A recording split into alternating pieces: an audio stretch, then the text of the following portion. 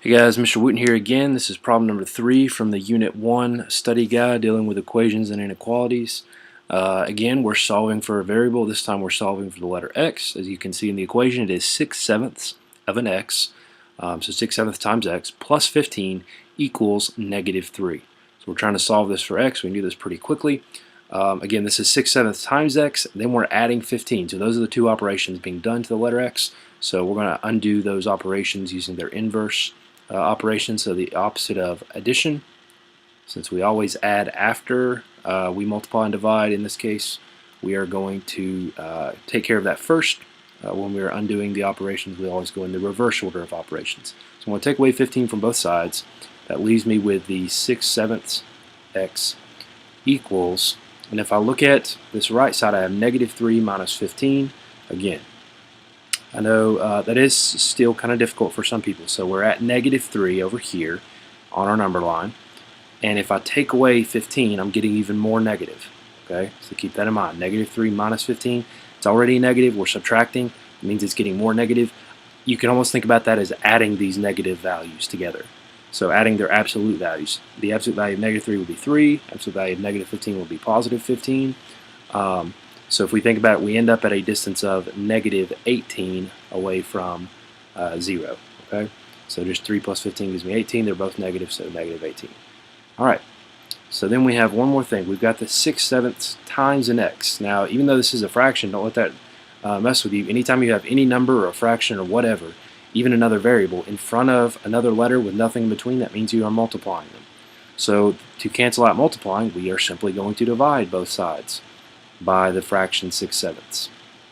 But you just have to remember that dividing fractions is a little tricky. What we have to do is we know that these are going to cancel each other out, because this is multiplying 6/7 times x, this is dividing it by 6/7. Those cancel out. But when we want to divide a value by a fraction, and I'm going to go ahead and turn this 18 into a fraction itself and make it 18 over 1.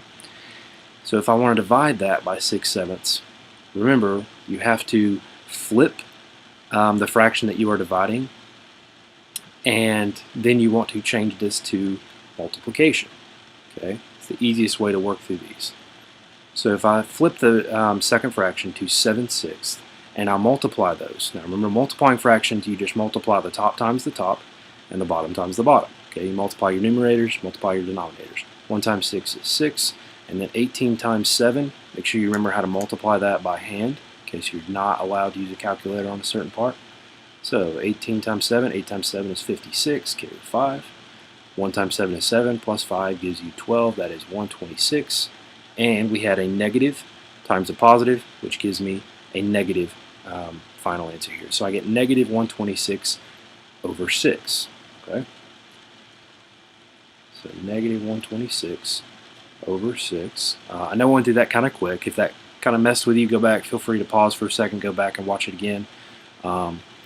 Now, if I look at this fraction here, it looks like I should be able to reduce this somehow. Okay, so I want to see if I can actually divide 126 by 6, or if I'm just going to have to reduce this fraction. So I'm going to start by writing that top number divided by 6. So 6 goes into 1, nothing.